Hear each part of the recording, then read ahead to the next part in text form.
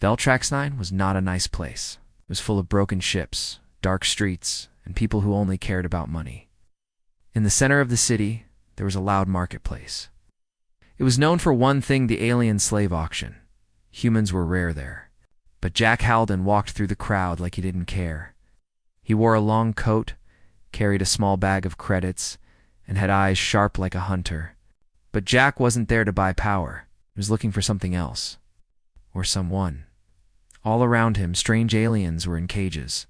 Some had strong arms, some had wings, some had glowing eyes. People shouted prices. A giant lizard man was sold. For carrying heavy loads, a four-armed alien woman was bought to work in a factory. Jack watched silently. His face stayed calm, but inside he felt sick. Then, in a quiet corner, Jack saw her. She was sitting on a hover chair that floated just a few inches above the ground. Her body looked weak. Her legs didn't move. But her eyes, they were sharp, proud, and watching everything. The auctioneer laughed. Next, one more useless thing. No powers, no skills, and broken legs. Half price. Jack's eyes narrowed. He stepped closer. The alien girl had light purple skin and silver hair that fell across her shoulders. Even under the dirt and old clothes, he could see she used to wear royal marks. Jack had seen pictures before. This wasn't just some slave. She was a Lysari princess. Who is she? Jack asked the auctioneer. She's nothing now, the man sneered. Some say she was royalty, got hurt in a war. Spine damage, can't walk. No one wants her. I'll take her, Jack said quietly. The auctioneer blinked. You're serious? She can't work, she can't even stand. Jack didn't answer. He tossed a chip bag full of credits. The auctioneer grinned and handed her over. You're a problem. Now Jack walked to her chair. Her eyes met his. She didn't speak, but her look said everything. What do you want from me? He leaned down and said softly, I'm not like them. He pushed her hover chair gently toward his ship. Inside the Nomad Fire, Jack's old but fast cargo ship, the lights were warm and soft. The inside was clean. It's not fancy, but safe. He parked her chair in the small med room and knelt beside her. I'm Jack, he said. You don't need to talk yet. I'll give you time. She stared at him, surprised. She expected orders, chains, maybe pain. But this human, he was calm. He didn't touch her. He didn't even look at her the wrong way. He opened a cabinet and took out water and soft food. Eat if you're hungry. I don't know what you like yet, but we'll figure it out. Still, she said nothing. Her eyes followed his every move. Added, I know who you are. I don't care about your title. I care that you're safe. He pointed to a door nearby. That's your room. It's small, but private. I'll adjust the bed height. And no one comes in without your word. Not even me. She blinked. Her lips parted slightly. Still, she said nothing. Jack nodded. All right then, I'll leave you to rest. He stood up and walked away, not looking back. Later that night, Jack sat in the cockpit checking routes. The ship hummed softly. His thoughts drifted back to Hertha, girl with broken legs and unbroken eyes. Why did he do it? Maybe because he hated what he saw on Veltrax-9. Maybe because he had a sister who used a wheelchair back on Earth. Or maybe because when he looked into her eyes, he saw a person, not a thing. A soft sound came from behind him. He turned. She had wheeled herself slowly down the hall. She was using her own hands carefully, moving toward him. Jack stood up, unsure what to say. She finally spoke. Her voice was soft but clear. Why? Why? What? Jack asked gently. Why? Buy me. Why help me? Jack shrugged. Because no one else would, and you looked like you still had something left inside. She looked down at her hands. I was a princess once. I know. I was trained in 8 languages. I studied diplomacy. Now I can't even walk. Jack smiled gently. Then it's a good thing I don't need a bodyguard. I need a smart co-pilot. Her eyes rose. For a moment, there was silence. Then she said almost in a whisper, Thank you. Jack walked over and tapped a few buttons on the wall. Small. Platform lowered beside the control seat, the perfect size for her chair. "Come sit," he said. "Stars look better from here."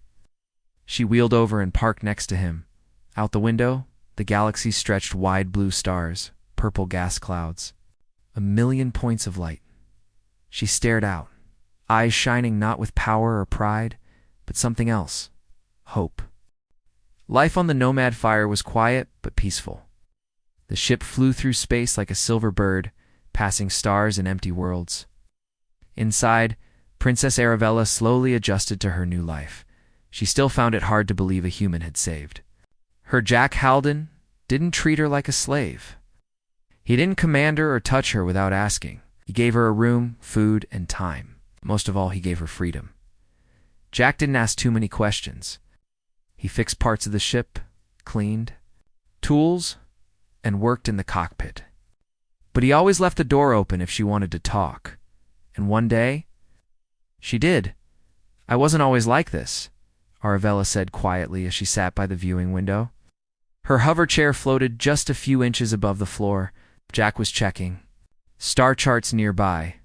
He turned to her and nodded. "I know." She looked out at the stars. "My people were strong once. The Lasari Empire ruled 8 systems. I was the youngest daughter of Emperor Solvin. They called me the Star Voice." Jack listened without interrupting. "When the Civil War started, everything changed. My father wanted peace. The High Guard wanted war. The army turned on us. I was caught in the blast during the escape. My legs were crushed." Her voice lowered. "My family died. I was sold. Again and again. I lost count." Jack leaned forward. "But you're still here?" She looked at him. "Yes, but not whole." He shook his head.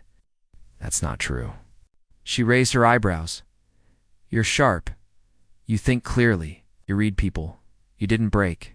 That's more than most." She looked away, but a soft smile touched her lips. Over the next few days, Jack changed parts of the ship. Smooth rails on the walls, lowered control panels, even installed a small elevator between floors. Ari watched it all in silence. But her eyes said everything: shock, then gratitude, then something else. Trust. "Why are you doing all this?" she finally asked. Jack looked up from his tools. "Because you live here now. Should be able to move around like anyone else." "But I'm not anyone else," she whispered. "You are to me." She didn't reply. But that night she sat beside him in the cockpit without saying a word, just looking at the stars.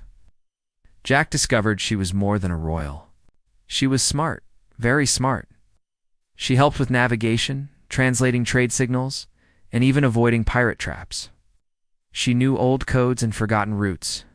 One day, while fixing a broken sensor, Jack handed her a toolkit. "You ever use one of these?" he asked. She raised a brow. "I built my own music station when I was 10. He grinned. "Then help me out. This thing's being stubborn." She smiled and rolled up her sleeves. Together, they repaired the sensor. Jack taught her how to solder wires. She showed him how to reroute signals using a Lasari trick. When the system finally worked, she laughed, a sound soft but clear. Jack looked at her and said, "You should smile more. It suits you." She blinked. "I haven't had a reason in a long time." "Then we'll make more reasons," he replied simply. Late one evening, as the ship drifted near a nebula, Ari brought up an old star map. "There's a place called Calter 7, she said. "I need to go there." Jack glanced over what's on Calter 7. It was a secret post, safe house for my people. If anyone loyal survived, they might be hiding there. Jack frowned. "That system is under syndicate control now. Dangerous place. I know, but I have to try. I need to find them." Jack studied her face. She looked nervous, but also strong. This wasn't a lost princess. This was a woman trying to rebuild. "All right," he said. "We'll go. You'll help me. Even if it's risky." Jack nodded. "You help me fix this ship." "It's only fair I help you fix your past." Her voice dropped to a whisper. "You're strange, Jack Halden. Strange good or strange bad?" She smiled. Strange. Kind. That night, Jack couldn't sleep. He looked through old human files, digging into medical research and tech plans. A new idea formed in his head, something that might help Ari even more. He began designing in secret.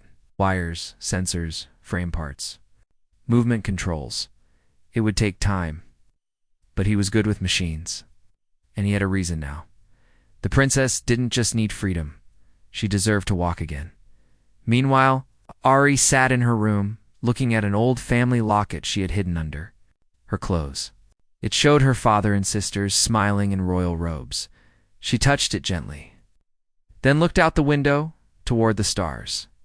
She had once thought her journey was over, that she would die forgotten, but now she had a ship, a path, and a human who believed in her. For the first time in years, she felt something warm. Hope. The journey to Calter 7 was long. Jack piloted the Nomad Fire carefully through asteroid fields and quiet space lanes. The Syndicate watched that region closely. One wrong move, and they could be tracked. But Princess Arabella was calm. Her eyes stayed focused on the star map. She marked secret routes, old landing pads, and hidden tunnels only a Lysari royal would know. Jack watched her work. "You really remember all this?" he asked. Ari nodded. "My father taught me to read war maps before I could walk." "You were born for this," Jack said. She smiled faintly. "Yes, but I never thought I'd need to use it like this." In the quiet moments, Ari helped organize the ship. She was no longer just a guest. She was Jack's co-pilot. She helped him talk with traders, scan for danger, and even cooked a few meals with strange alien spices. Jack secretly kept working on something below deck. Surprise. He wanted to finish it before they reached Calter 7, but time was running out. When Calter 7 finally appeared on the screen, it looked like a dead world. The planet was covered in dust storms and broken cities. Once a peaceful outpost, now it was. Crawling with Syndicate patrols and scavengers, Jack frowned. "This place is a war zone." Ari leaned forward. "That city there, underneath, is a bunker. It's where the loyal guards used to hide." Jack adjusted their course. "We'll have to land quietly." They disguised the ship as a supply freighter and used a back entry point. The landing was rough, but no alarms went off. Ari sat still in her hover chair. Her fingers curled tightly around the armrests. "You okay?" Jack asked. She nodded. "I'm ready." The city was full of shadows. Jack pushed Ari's hover chair through narrow alleys and quiet streets. She guided him with whispers, avoiding patrols and cameras. Finally, they reached an old stone wall. Ari touched a small symbol with her hand. A soft blue light glowed. The ground shook, then a door opened. Inside, a staircase led down into darkness. They entered carefully, voices echoed in the dark. Then came footsteps. Suddenly, a light turned on. Soldiers in black armor raised weapons. "Wait," Ari shouted. "I am Princess Arivella of Lizari." Silence fell. One of the soldiers stepped forward. He removed his helmet. It was Commander Tavernon, old friend of her family. His hair was white now, and his eyes were tired, but he froze when he saw her. "My lady, it can't be. It's me," Ari said softly. "I survived." Tavern dropped to one knee. The others followed. "Forgive us," he said. "We believed you were lost." Ari looked around. There were maybe 20 soldiers, dirty, thin, but still loyal. She turned to Jack. "We found them." The reunion was short. Tavroon explained how the Syndicate had hunted them for years. They moved from place to place, hiding underground. Supplies were low. Morale was worse. Ari sat with the soldiers and listened. "You waited. You stayed strong," she said. "But hiding isn't enough anymore." Tavron frowned. "We don't have the numbers. Syndicate controls everything." Jack finally spoke. Maybe not for long. He placed a data pad on the table. "I've mapped their patrol paths, supply lines, weak spots. I've seen their patterns across 5 systems." The soldiers looked at him in surprise. Ari added, "We have something they don't hope." Over the next 2 days, Ari helped the rebels plan. She used old royal codes to unlock vaults, food stores, and even hidden weapons. Jack helped fix the bunker systems and got communication tools working again. The Lysari rebels began to believe again. "You were always more than a princess," Tavern said to her one night. "You are a leader." Ari didn't reply right away. She looked at Jack, who was smiling at her from across the room. "No," she said. "I'm not doing this alone." Before they left, Jack took Ari to the ship's engine room. "I have something for you," he said. She looked confused. Then he opened a case. Inside was a custom-built exosuit, slim silver, made from human tech. It had support for her spine, light motors for her legs, sensors that could read her movements. Her mouth opened, but no words came. "I made it for you," Jack said softly. "You don't need to walk to be strong. But I thought maybe you'd like to try." Tears filled her eyes. Slowly, she reached out and touched the suit. "You built this." "For me, yes. Because you never stopped moving forward. Now maybe you can walk again." With Jack's help, Ari put on the XOS. At first, she was scared. Then, one step, then another. Her legs shook, but she stood. She stood tall, for the first time in years. The room was quiet. Even the hum of the ship seemed to stop. Jack smiled. "Told you, still a star." Ari laughed, a clear, proud sound. Not broken, just rebuilding. And with that, they prepared to return to the surface. They were no longer running now. They were planning a return. The Syndicate wouldn't see it coming, and the galaxy would soon learn a fallen princess had risen again.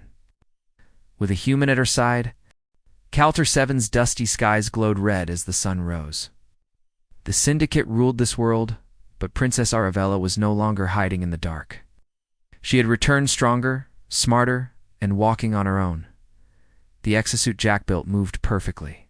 With her body, she wasn't fast, but each step was steady and proud. The Lysari rebels in the bunker stared in silence when she entered the planning room on her feet. "I walk for all of us now," Ari said. "And soon we fight." Jack, Ari, and Commander Tavern studied the Syndicate map together. Kelter 7 had one weakness, a large supply base in the old capital city. It held fuel, food, weapons, and data. "If we can hit that base," Jack explained, "we shut down their control grid for this region." "It will be dangerous," Tavron warned. "They have guards, drones, and scanners everywhere." "Then we don't go in like warriors. We go in like ghosts." The plan was simple but bold. Jack and Ari would lead a small team into the base at night. They would plant hacking modules to steal Syndicate data and place EMP charges to knock out the command center. Once the signal went out, Tavron's group would hit the guard towers and communication posts. The attack had to be clean, fast and silent till the moment it wasn't. "We strike in 2 days," Ari said. "Tell the soldiers to be ready." On the night before the mission, Jack found Ari standing alone outside the bunker. The stars above Calter 7 were faint, covered in dust clouds. She still looked up at them. "You're thinking about home?" Jack said. Ari nodded. "We used to say the stars would protect us. I believed it until everything fell." Jack stood beside her. "And now I still believe," she said softly. "No. But now I know. Sometimes stars send people, not light." Looked at Jack. "You're one of them." Jack smiled. "I'm just a guy with a toolbox." "No," she said. "You're the reason I'm still standing." The next night, they moved. Ari wore the exosuit under a dark cloak. Jack carried the tech gear in a sealed backpack. For Lysari, rebels followed them each, trained, quiet, and ready. They entered the Syndicate city through the sewer tunnels. The air was cold and wet. Pipes shook above them, but no one turned back. Ari led the way. She remembered every step, every turn. The city above had changed, but the underground paths were the same. After 2 hours, they reached a locked metal door.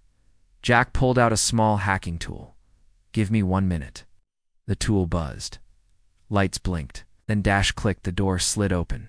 Inside was the Syndicate supply, base cold, gray, full of boxes and machines. Guards stood at corners. Drones hovered near the roof. We split up, Ari whispered. Plant the charges, get the data, and meet at the central tower. Jack nodded. Be careful. You too, she said, then vanished into the shadows. Ari moved like smoke between crates. Her exosuit made no sound. She placed EMP charges near power hubs. 1.2.3. She ducked behind a wall as a syndicate officer walked by. She held her breath. He passed without seeing her. She moved again. Jack climbed into the control room. It was full of blinking screens and data lines. Plugged in his module and started copying files. Then an alarm beeped. Not good, he muttered. The system had detected him. Guards were coming. He grabbed the chip, slammed the module shut, and ran outside. The base lights turned red. Syndicate soldiers shouted. Ari heard them and tapped her earpiece. Jack, are you clear? Almost, he said, breathing hard. They found me? I'm heading to the tower. I'm close, Ari replied. Meet me there. She turned, but a drone spotted her. It fired. She dropped to the ground. Sparks flew from her suit. Pain burned down her back. She got up. She ran limping, but still running. At the tower entrance, Jack arrived first. Taking down 2 guards, Ari reached him seconds later. Are you hit? He asked. I'm fine, she said, though her shoulder smoked. They climbed the stairs, reached the top, and looked down. The city was waking up. Syndicate vehicles moved toward the base. Jack turned to her. Now or never? Ari smiled. Now. She pressed the trigger. The EMP charges exploded, silent flashes of blue light. The base's power grid crashed. Lights went out. Drones dropped from the air. Guard radios died. Tavern's team stormed. The outer walls, blaster fire lit up the sky. The battle had begun. It didn't last long. Without their systems, Syndicate troops were confused. The rebels moved fast, using every moment wisely. Within minutes, the base was under rebel control. When the sun rose, the Lazari flag flew again over the old capital, inside the command tower. Ari and Jack stood together. The stolen data was safe. The city was theirs. You did it, Jack, said Ari, shook her head. We did it. He looked at her. Her armor was scratched. Her face was dirty. But her eyes were bright like stars. You're not just a princess anymore, he said. You're a symbol, she smiled. Then let this symbol remind them that even a broken world can rise again. Far above Calter 7, rebel signals went out. Cross-space Lysari survivors heard the message. The princess lives. The resistance begins. The sun rose over Calter 7, shining on broken buildings and damaged towers. But this time, something was different. For the first time in years, the Lysari flag flew above the Syndicate base, and at the center of it all stood Princess Aravella. Not in chains, not in silence, but in strength. Her exosuit was damaged from the battle, but she stood tall, walking beside Jack Halden.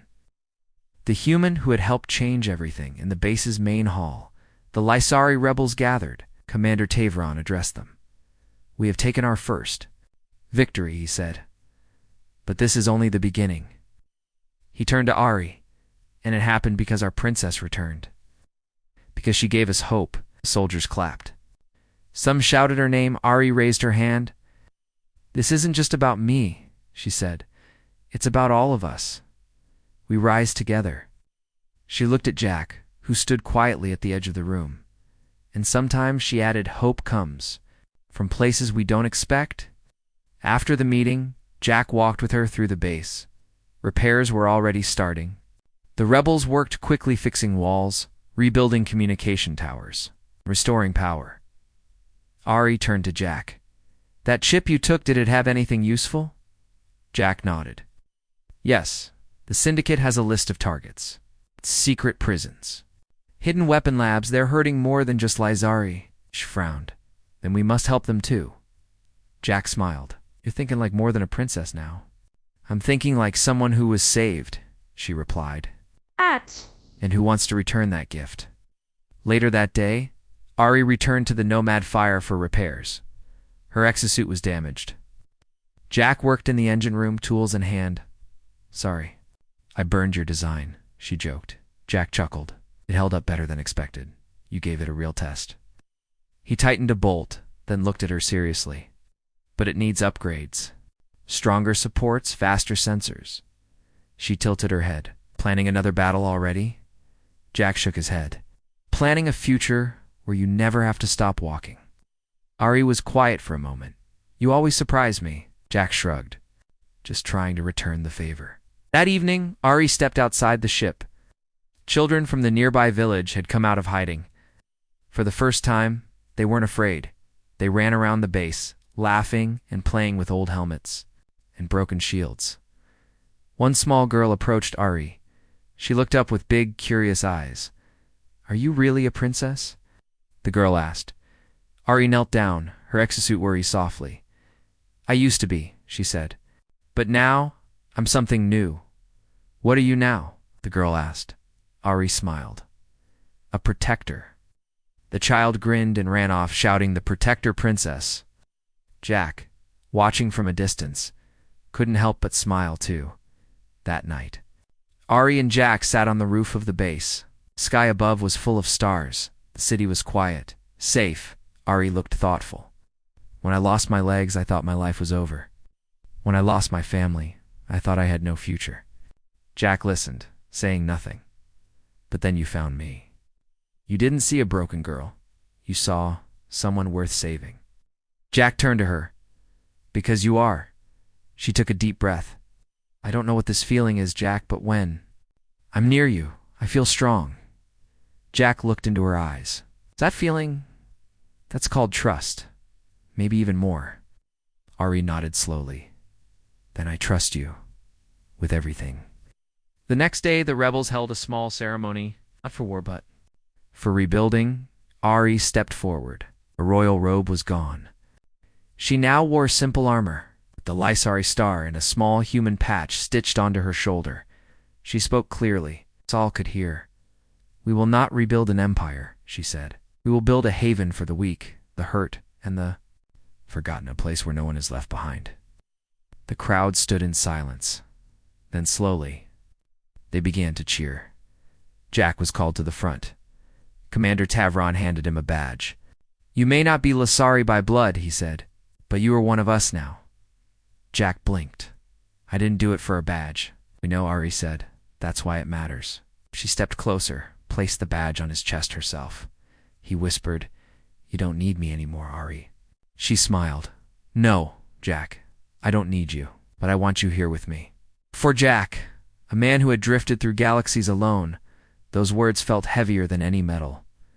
Days passed. News of the victory on Calter 7 spread across nearby systems. Small rebel groups sent messages. Survivors from the Lysari colonies sent support. Even a few human traders offered help. Hope was growing. So was Ari's vision. One evening, she showed Jack a large map filled with marked stars. "These are all the places where people are still suffering," she said. "I want to go to them. I want to free them." Jack nodded. "And then we'll go together." She reached out, took his hand. "No more running," she said. "Now we rise." The Lysari rebellion was no longer hidden. Across the galaxy, stories spread of a princess who had returned from ruin. Walking with the help of human technology, fighting alongside a human named Jack Halden, the name Arabella became a symbol. Not of an empire lost, but of a future reborn. Back on the Nomad Fire, Jack and Ari planned their next move. The stolen syndicate data showed many secret prisons, weapon factories, and slave camps. The Lysari survivors had allies scattered across different worlds. "We can't save everyone at once," Jack said, pointing at the star map. "But we can start with the closest." Ari nodded. "Then let's begin." Their first target was a mining colony on a small moon, Solvus 3. The syndicate used the miners as slaves. Forcing them to work in dangerous conditions, they landed under cover of night. Ari led the way, the exosuit giving her strength and balance. Jack followed, carrying tools and weapons. The miners were tired and scared. When Ari revealed herself as the princess, Hope lit their eyes. "Tell me everything," Ari said. "Who is in charge? How many guards? What's the weak spot?" The miners whispered answers. The syndicate had a small guard post near the main gate and a supply tunnel under the cliffs.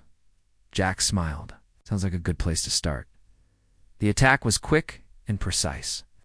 Ari and Jack led the miners through the tunnels, while rebel sharpshooters covered the entrances. The syndicate guards were caught off guard. Many surrendered when they saw Ari, but some fought hard. Ari's exosuit helped her move quickly. Jack disabled weapons and hacked the security systems by dawn. The mining colony was free. The miners cheered and raised the Lysari flag. After Talvos III, news of the rebellion spread like wildfire. More slaves escaped. More rebels joined. Even some human traders offered support. Inspired by Jack's courage, Ari's vision was becoming real. "We are not just fighting," she told Jack one night. "We are building a family." Jack smiled. The universe could use more of that. But the syndicate was not done. They sent a powerful fleet to crush the rebellion. Ari and Jack prepared for the fight of their lives. The battle was fierce. Ships clashed in the stars. The rebels fought with everything they had. Jack piloted the Nomad fire through enemy fire. Dodging lasers and missiles, Ari coordinated the rebels on the ground, guiding strikes and protecting the freed colonies. Together, they turned the tide. After the victory, Ari addressed the rebels. "We have won a great battle, but the war is not over," she said. "We will keep fighting for those who cannot fight for themselves." Jack stood beside her, proud and silent. She looked at him. "Thank you, Jack, for believing in me, for standing with me." Jack smiled. "I'm just a man. You're the one who changed everything." In time, Ari declined the throne of a rebuilt Lysari empire. "Empires fall," she said. "People rise. I want to build something new." Jack and Ari created a sanctuary, a safe place for the displaced, the disabled, and the forgotten from all species. The stars watched over them, and the galaxy whispered a new story once. A human bought a broken princess, gave her the stars.